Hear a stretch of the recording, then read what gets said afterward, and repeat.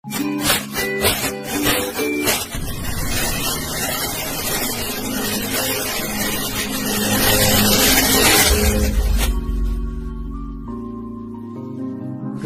di dalam bisnis lebih sering datang kepada orang yang berani bertindak. Semoga yang nonton video ini dilancarkan rezekinya. Assalamualaikum warahmatullahi wabarakatuh. Selamat datang di DB Channel Sobat DB. Pada kesempatan pertemuan kita kali ini, saya mengajak Sobat DB untuk melihat kisah hidup secara singkat perjuangan seorang pebisnis sukses dari awal mula dia berbisnis. Apakah para pengusaha sukses yang akan kita kisahkan pada kesempatan ini, begitu dia berbisnis langsung sukses, ataukah dia menemui banyak onak dan duri, banyak penderitaan yang pahit dan getir, baru mereka bisa menjadi sukses. Semoga kisah-kisah sejumlah pengusaha sukses yang akan saya kisahkan di sini dapat menjadi pemotivasi kita. Sobat DB, pertama saya akan kemukakan tentang pengusaha sukses Khairul Tanjung yang sekarang sudah menjadi seorang pengusaha sukses yang sangat tajir di Indonesia ini. Siapa kita yang tidak kenal dengan Khairul Tanjung, pemilik Trans TV, Trans 7, CNN Indonesia, Bank Mega, dan sejumlah perusahaan lainnya. Tetapi apakah mulus-mulus saja Khairul Tanjung dalam berbisnis? Mari kita lihat di sini. Masa kecil Khairul Tanjung benar-benar masa kecil yang penuh dengan penderitaan. Ayahnya yang seorang pedagang atau pembuat lampu teplok telah membuat Khairul Tanjung hidup berada dalam serba kekurangan. Dan dengan kondisi orang tuanya yang sederhana ini pula lah Khairul Tanjung dapat menjadi seorang yang tahan tempah, menjadi seorang yang benar-benar bersemangat baja di dalam memperjuangkan kehidupannya. Khairul Tanjung telah memulai usaha atau bisnisnya semenjak dia di bangku pendidikan. Ketika Khairul Tanjung kuliah di Fakultas Kedokteran Universitas Indonesia, dia telah berbisnis. Dia berbisnis fotokopi. Dengan berbagai cara dia bisa menyewa fotokopi. Dan dia mendapatkan tempat di UI. Teman-teman selama kuliahnya, khususnya di Fakultas Kedokteran UI, menjadi langganannya untuk fotokopi. Singkat cerita, Sobat DB, perjuangan hidup Khairul Tanjung yang bukan mulus tetapi berkarang terjal inilah yang membuat dia sekarang ini menjadi seorang pengusaha sukses di negeri ini.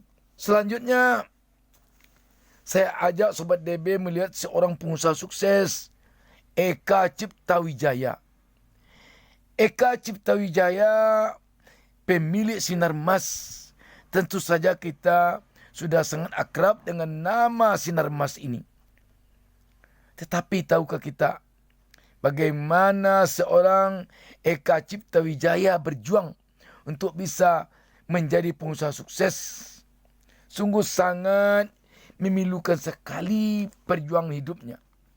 Eka Ciptawijaya yang punya nama asli Wi E Chong ini lahir 3 Oktober 1923.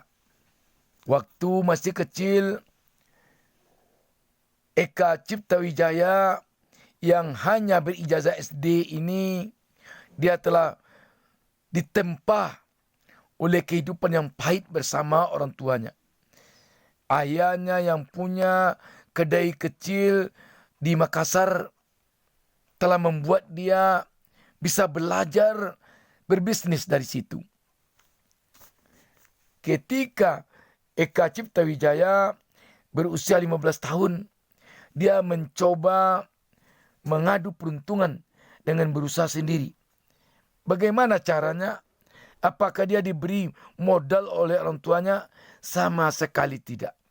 Eka Cipta Wijaya berusaha meyakinkan toko-toko grosir untuk bisa menjadi langganannya atau menjadi bosnya dengan cara dia jualkan barang-barang yang ada di toko grosir itu. Setelah nanti terjual, baru dia bayar utangnya ke toko grosir itu. Utangnya adalah utang barang-barang yang dia jual tersebut. Tetapi mudahkah dia dipercaya untuk menjual barang-barang di toko grosir? Sama sekali tidak.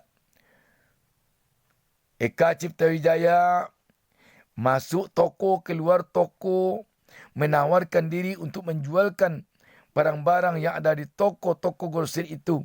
Dan dia janjikan setelah nanti barangnya terjual, dia kembalikan uang pemilik toko. Tetapi pada umumnya pemilik toko tidak percaya. Pemilik toko hanya mau barangnya dia bawa, uang beli barangnya dia tinggalkan. Bagaimana dia bisa begitu? Sedangkan dia tidak punya uang sama sekali. Akhirnya muncul akal atau ide dari Eka Cipta Wijaya. Dia punya ijazah SD. Dia bawa ijazah SD-nya, dia tawarkan kepada sebuah toko grosir untuk dia bawa barangnya, dia jualkan, nanti uangnya sore dikembalikan ketika dia ambil barangnya pagi. Sebagai jaminannya, dia tinggalkan ijazah SD-nya di sana. Setelah beberapa toko dia tawarkan demikian, adalah satu toko yang mau. Dan Eka Cipta Wijaya mulai berjualan. Dia ambil barang-barang di sana. Barang yang murah-murah harganya. Mulai dari gula-gula, dia ambil di sana, dia jual, sorenya dikembalikannya uangnya. Melihat Eka Cipta Wijaya yang begitu jujur, pemilik toko langganannya semakin hari semakin memperbanyak barang yang bisa dibawa oleh Eka Cipta Wijaya untuk dijualnya. Begitulah dia setiap hari berkeliling kemana-mana. Itulah awal mula Eka Cipta Wijaya meniti karirnya sebagai pengusaha. Tetapi apa yang terjadi? Eka Cipta Wijaya menjadi konglomerat yang sangat disegani di negeri ini. Selanjutnya, saya ajak Sobat DB untuk melihat Ciputra. Siapa kita yang tidak kenal dengan nama Ciputra? Pengusaha sukses, pemilik sejumlah mall di Jakarta, pemilik perusahaan perumahan yang sangat banyak bertebaran di Republik ini. Bagaimana awal mula kehidupan seorang Ciputra? Waduh, menyedihkan sekali. Dia tinggal bersama keluarganya di Sulawesi. Dia tinggal di hutan bersama orang tuanya. Kerjanya sehari-hari berburu babi. Suatu kali ayahnya punya ide untuk membuka usaha kedai di Sulawesi. Dia pindah ke kampung dan dia sana berjualan. Tapi tak lama kemudian ayahnya ditangkap oleh Belanda dan ayahnya meninggal. Dia kembali ke hutan bersama ibunya. Kerjanya setiap hari kembali berburu babi. Tetapi seorang Ciputra sangat ingin untuk melanjutkan sekolah. Singkat cerita, dia sekolah SD, SMP, selanjutnya SMA, dan dengan perjuangan yang sangat sulit, dia bisa masuk ITB Bandung. dari ITB Bandung. Sejak mulai mahasiswa, dia telah memulai karir sebagai pengusaha dengan cara meminjam garasi mobil ibu kosnya. Dari sana dia memulai menjadi seorang konsultan karena dia di ITB.